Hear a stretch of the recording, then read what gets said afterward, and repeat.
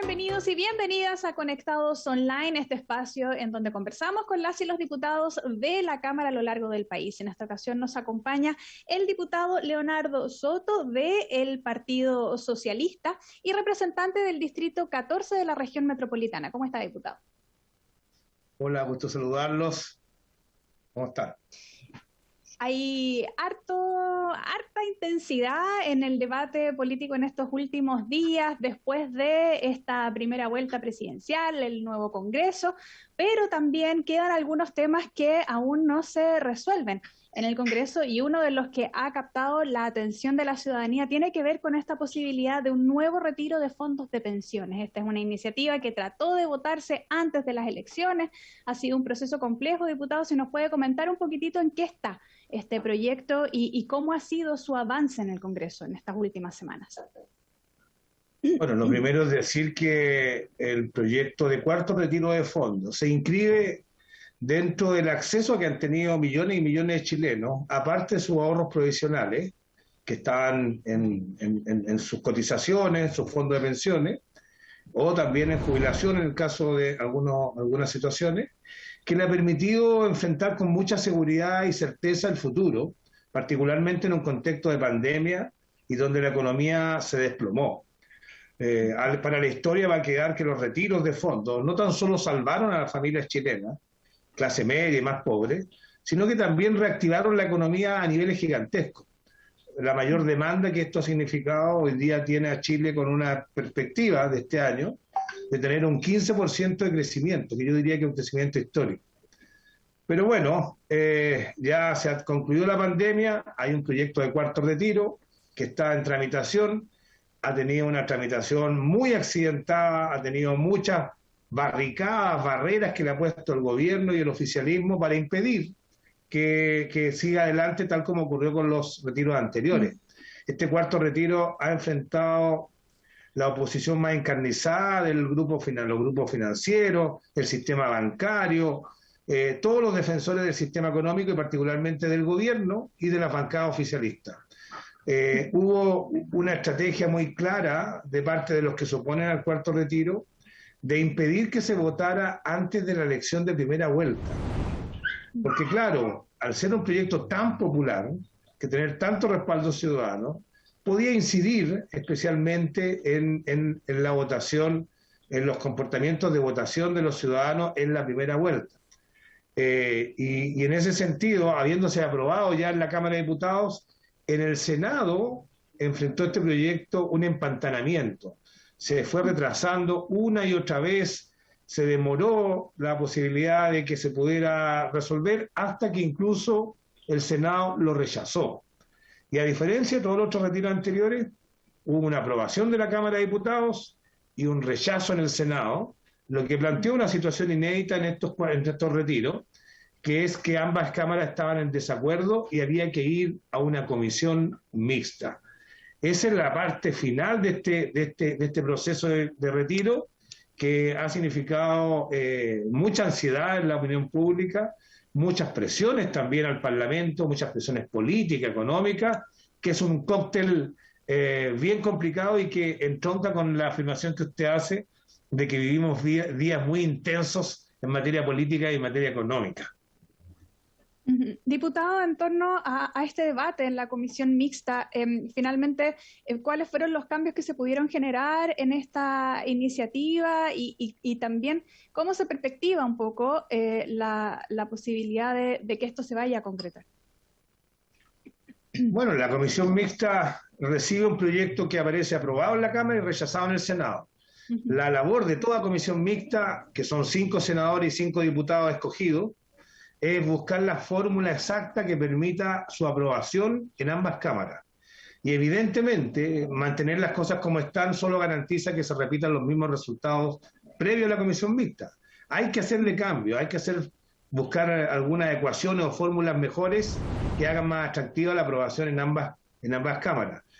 El proyecto de cuarto retiro salió de la mixta esta semana, el día martes. Tiene algunos cambios en materia de lo que se denomina el retiro de rentas vitalicias. Se buscó una fórmula distinta y yo creo que es una fórmula mejor. Y en ese sentido es positivo. pero creo yo que se tomó una decisión que quizás no fue la mejor al unir los dos proyectos que van en este proyecto de ley. Recordemos que está el cuarto retiro de fondo para las personas que son trabajadores activos, que tienen su fondo en la AFP, y un segundo retiro para los jubilados de renta vitalicia, que son otro sector muy importante, 700.000 chilenos, que están en el sector pasivo y que reciben sus jubilaciones de las compañías aseguradoras de renta vitalicia. Estos dos proyectos se fusionaron en uno solo y la comisión mixta decidió unir el destino de ambos proyectos en una sola votación. Los mantuvo unidos.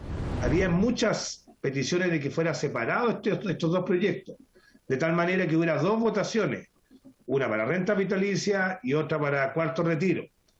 Creo que eso da más flexibilidad y también acalla muchas de las críticas que habían en el Congreso antes de la comisión mixta. Pero bueno, se tomó la decisión de unirnos, creo que una decisión que rigidiza y que fortalece probablemente a los que están en contra de este proyecto. Y lo que ha ocurrido al final de la semana también es una estrategia muy agresiva del gobierno que busca acelerar las cosas, busca apurar el trámite y busca que se vote de manera inmediata. Y por eso se convocó a la votación de este viernes, inmediatamente, 2 días después del despacho de la comisión mixta, en una sesión especial para que el Congreso, particularmente la Cámara de Diputados, tome una decisión de aprobar o no el informe de la mixta. Las perspectivas evidentemente no son positivas. El gobierno, que ha sido el principal opositor a este proyecto cuarto retiro, las bancadas oficialistas, si ellos quieren apurar el trámite es porque sin duda deben tener los votos para obtener el rechazo del proyecto cuarto retiro. Así que no hay que ser ingenuos, esa es la base de esta aceleración del proyecto. Diputado, en este escenario, viéndolo en un poco más amplio, existe también un escenario complejo en términos económicos porque muchas de las ayudas que se están entregando en este tiempo de crisis sanitaria y que ha afectado la economía, sobre todo familiar, también terminarían en esta época. Entonces, ¿cómo evalúa usted? ¿Sería necesario continuar con este tipo, generar nuevas vías de apoyo a las familias? Porque si bien hemos ido mejorando el reintegro laboral de las personas, todavía seguimos en una crisis sanitaria que no está resuelta, con nuevas variantes y con la posibilidad de que nuevamente haya efectos tanto en la economía del país, evidentemente en la economía de todas las familias. Bueno, en una perspectiva más amplia, vivimos en un país, Chile, un país que tiene una vocación de progreso muy fuerte. Chile es un país de los que les va bien, sobre todo comparándose con el ámbito latinoamericano. Pero también es uno de los países que tiene la más alta tasa de desigualdad, es decir, que tiene personas que tienen ingresos muy bajos, incluso son millones de personas que viven bajo la línea de la pobreza. Y eso es un lastre, es un problema grave, estructural, que afecta a todos los chilenos y chilenas. Y por lo tanto, para poder salir de la crisis tenemos que preocuparnos de que hay un motor muy fuerte que lleve nuestra economía, nuestra sociedad a poder tener mayores niveles de progreso, pero también tenemos que preocuparnos que nadie se quede atrás, que no se queden millones abandonados a la orilla del camino, mal viviendo de manera precaria en los sectores periféricos de las grandes ciudades o en el campo sobreexplotado. Y ese es un drama tan importante, una encrucijada tan importante como la primera. Tenemos que hacernos cargo de que a todos nos vaya bien. Y eso implica no dejar a nadie a la orilla del camino, como digo, vendiendo en las ferias como coleros o con trabajos muy mal pagados, sobreexplotados, en los distintos ámbitos de la agricultura y la industria. Necesitamos dotar a los chilenos y chilenas de certezas y oportunidades de futuro. Por eso creo que es necesario que existan transferencias económicas para la etapa post-IFE. El IFE termina ahora en el mes de diciembre. Hay mucha preocupación, mucha angustia en millones de chilenos que ya habían incorporado en su presupuesto familiar esta ayuda del IFE y hoy día se les va a quitar en circunstancias que todavía no nos recuperamos completamente el nivel económico. Hay cerca de 800.000 desempleados que se crearon durante esta época de pandemia, y por lo tanto es necesario mantener las ayudas económicas a los chilenos. Por lo menos esa es mi posición, quizás focalizada en los que menos tienen, ayudar también a las pymes que están reactivándose después de más de un año que han estado sin abrir puertas, sin vender. Hay mucha ayuda que hacerle a los chilenos y espero que el Estado esté a la altura de las necesidades y de los desafíos que tenemos todos como sociedad, no son solo a los que les va bien. Diputado, llevarlo a otro tema en estos últimos minutitos que nos quedan de conversación. También en estos días se analizó en la sala de la Cámara el informe de la mixta sobre un proyecto que también tiene un énfasis ciudadano y tiene que ver con la protección de las familias y que permite el cierre de pasajes y el cierre de calles. Quería consultarle sobre su opinión, sobre cómo finalmente se resolvió este debate y cómo puede beneficiar y apoyar también a las comunidades a poder tener espacios más seguros. Bueno, este es un proyecto de ley que modifica una ley anterior, ya esto ya existe. Se permite, algo que parece un poquito absurdo, a establecer cierres de vías públicas, vías de tránsito.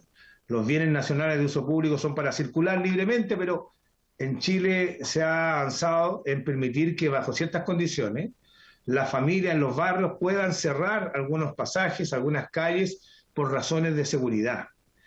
Tenemos un problema severo de percepción de temor de la población. Las policías hoy día atraviesan una crisis que es estructural, tanto en términos de eficacia policial como también de corrupción policial. Y eso tiene a la gente con una sensación de vulnerabilidad, de abandono que nadie puede desconocer.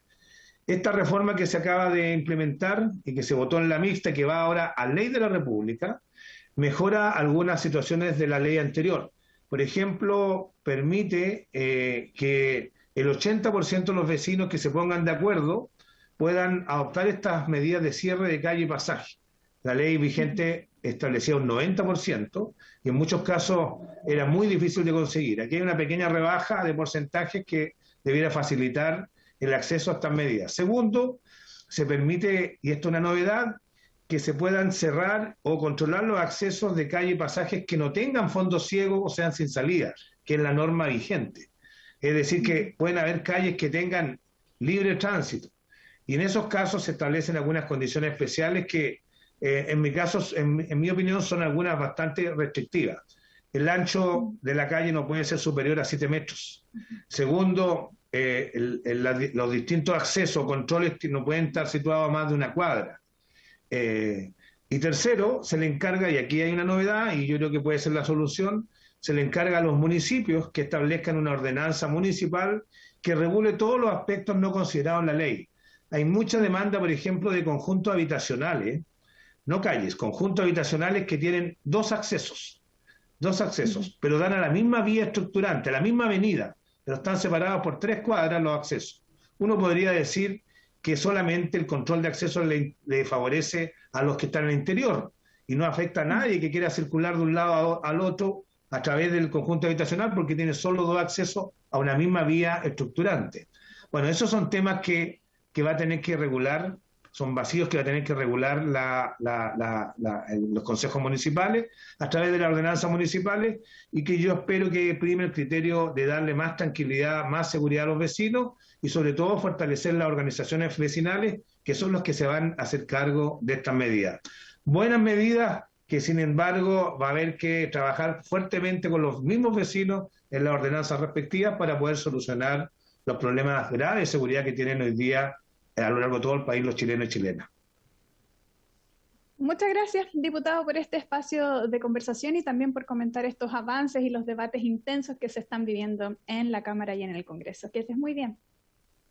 Bueno, gracias a ustedes por esta oportunidad. Un abrazo. Y gracias también a quienes nos siguen y nos escuchan. Sigan en la sintonía del canal de la Cámara de Diputadas y de Diputados. Que estén muy bien. Hasta pronto.